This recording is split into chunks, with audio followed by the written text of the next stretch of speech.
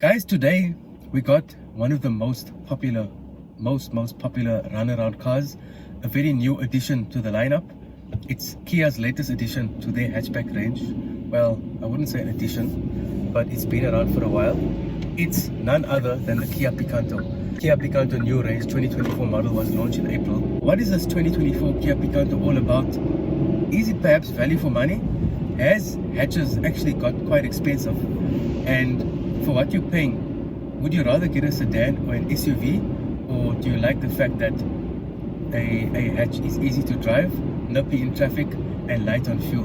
Let's find out today what this Kia Picanto is all about. I'm in the entry level, which is the 1 liter manual, and that is the LX. So that's the entry level, the LX, right? And the LX is the only one that comes in a 1 liter. The one above this is the EX and the EX Plus. Now both the EX and EX Plus come in 1.2 liters. There's minor differences between the three of them, and to let you know what the prices are. Now, I mean, new cars have gotten quite expensive recently. The price you pay for this Kia is, I mean, guys, let me know what you think about the price. So the entry level that I'm driving at the moment now, 261,000. So you can get into this entry level Kia Picanto for 261,000. If you want to go high from the LX to the EX, you're going to pay 285, so that's another 24,000. And then if you want the EX Plus, you're going to break the 300,000 barrier, not the sound barrier for sure. 308,000. So that's going to get you the EX Plus. Now through this video, I will tell you what are some of the differences. Now, firstly, I mean, you're getting a multifunction steering wheel, you are getting an infotainment system, very decent, and being the entry level, it's a decent size, 4 inches. Android Auto and Apple CarPlay work very well. You can connect your phone wirelessly and use Bluetooth, but if you want to make use of the Apple CarPlay, you have to connect it with a wire. So not wireless, wired CarPlay. I'm so sorry again for the video, guys. I hope it's okay. I couldn't really get another angle. Now, being a hatchback, one very important aspect is the fuel consumption. Now, Kia does claim that this car is at 5 liters per 100. You probably can get there. I'm averaging now about 5.3. I have done quite a bit of driving on the freeway, and I have done some city driving. So the current average I am on is 5.3. If you're doing much more driving, if you're using this as a commute vehicle to work, and you're going to be mainly using N2 and N2, M3, whichever roads you do use, then you probably would get close to the 5 liter mark.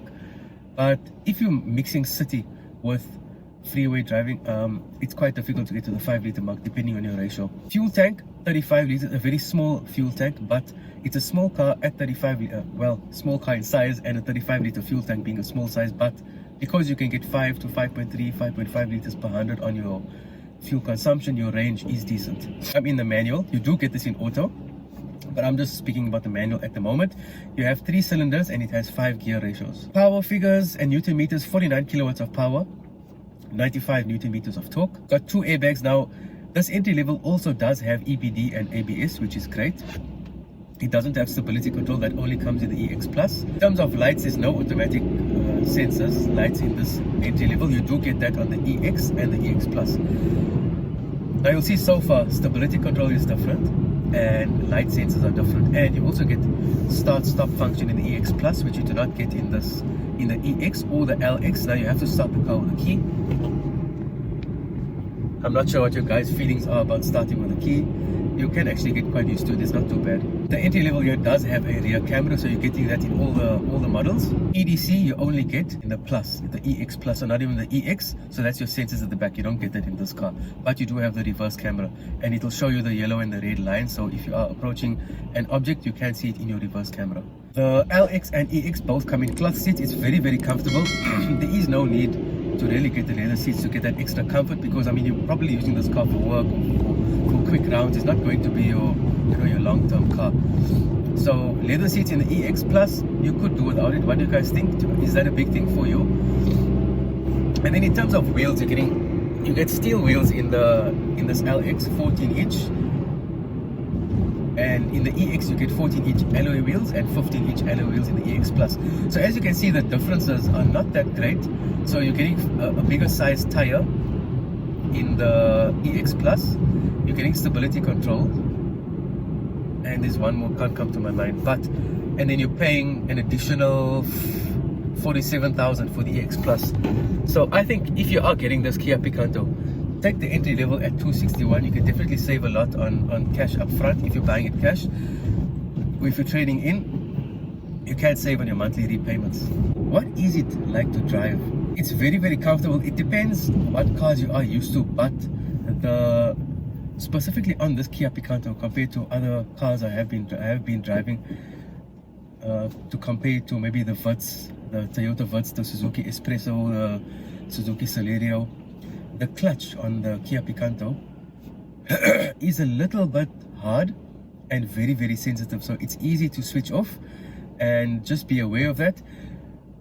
One big difference though in the LX, I know I did say take the LX, right, but it's a 1 liter, but it does move. Comfort side, passengers I've taken in the car have not really said anything. The comfort has been there and no complaints there either.